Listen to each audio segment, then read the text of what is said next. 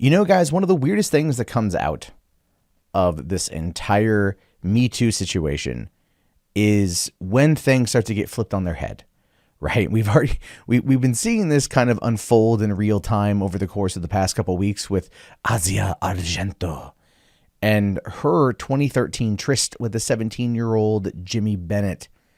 And things have just gotten crazy. Things have just gotten crazy because today, we find out here that Argento now claims that the underage boy attacked her. That Jimmy Bennett, 17 years old, attacked her after she invited him to the hotel, after she plied him with alcohol, after she performed oral on him, after I guess then the attack happened. That's the idea here that Asia Argento is putting out there.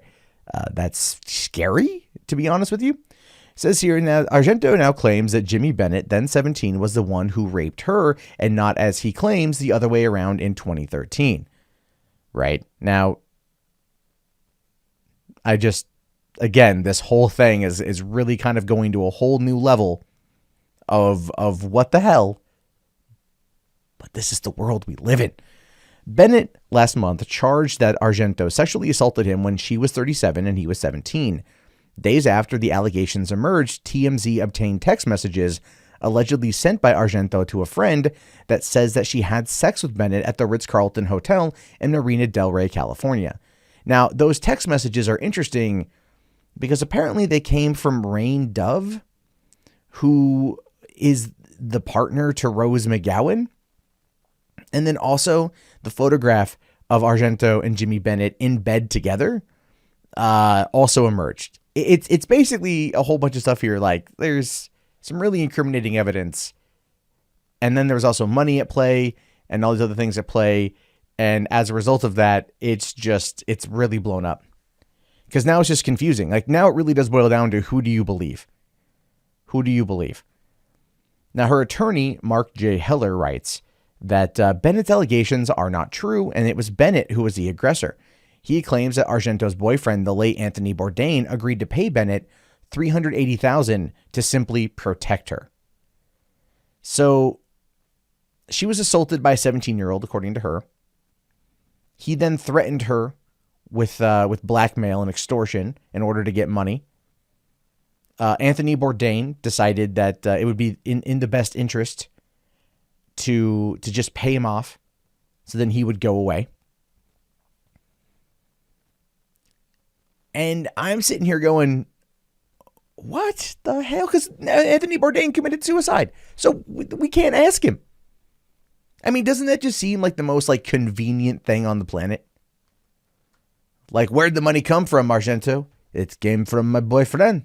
He paid the money to protect me. Well, we can't ask him that now, can we? Shit.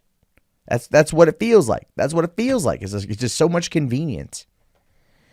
Now, it says this is where it gets crazy. Asia does not intend to prosecute Bennett for his conduct and recognizes that his unfortunate past, his stalled acting career, and a lawsuit against his own parents for allegedly misappropriating more than $1.5 million from his account might explain his desperation to seek money from Asia and Bourdain for this falsely alleged incident that took place more than 5 years ago. Wow. Just that line there. His stalled acting career in a lawsuit against his own parents for allegedly misappropriating more than $1.5 million might explain why he's extorting this woman after he raped her. What? Come on, man. Come on. Holy crap. Now, Bennett was paid $250,000, but Heller said on Tuesday that Argento will not pay Bennett the $130,000 balance because the agreement was made by Bourdain before he killed himself in June.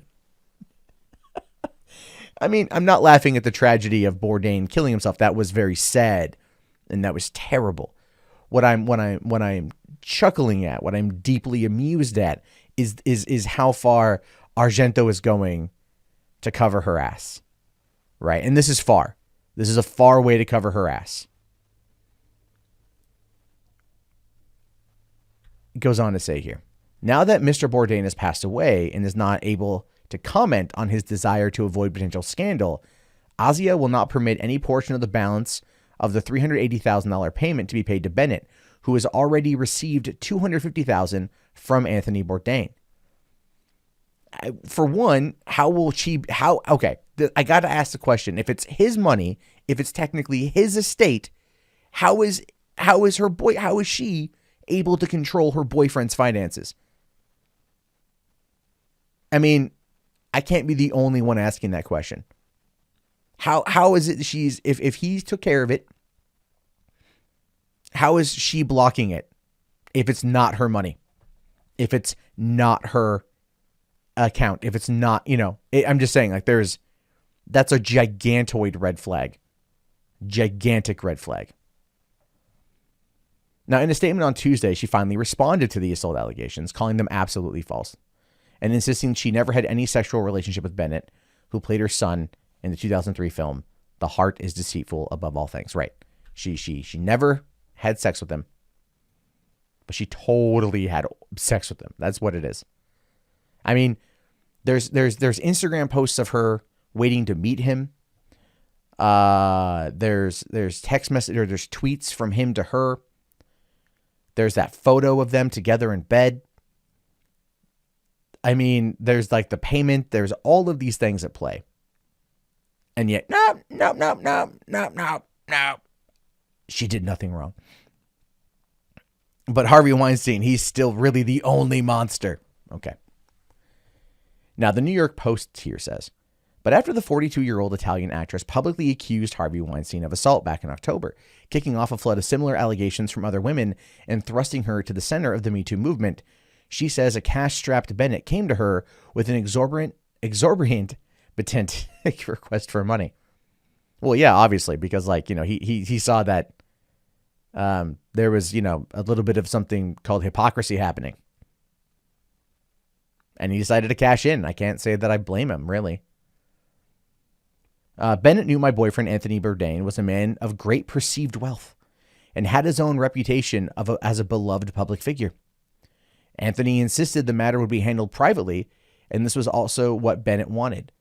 Anthony was afraid of the possible negative publicity that such a person whom he considered dangerous could have brought upon us. So Anthony Bourdain, who looked like he was built like he could beat down a mofo, was scared, was trembling in his world-traveled boots at a 17-year-old with an allegation. I cannot be the only one that is like, what? No. She continues here by saying, we decided to deal compassionately with his demands for help and give it to him. Anthony personally undertook to help Bennett economically upon the condition that we would no longer suffer any further intrusions in our life.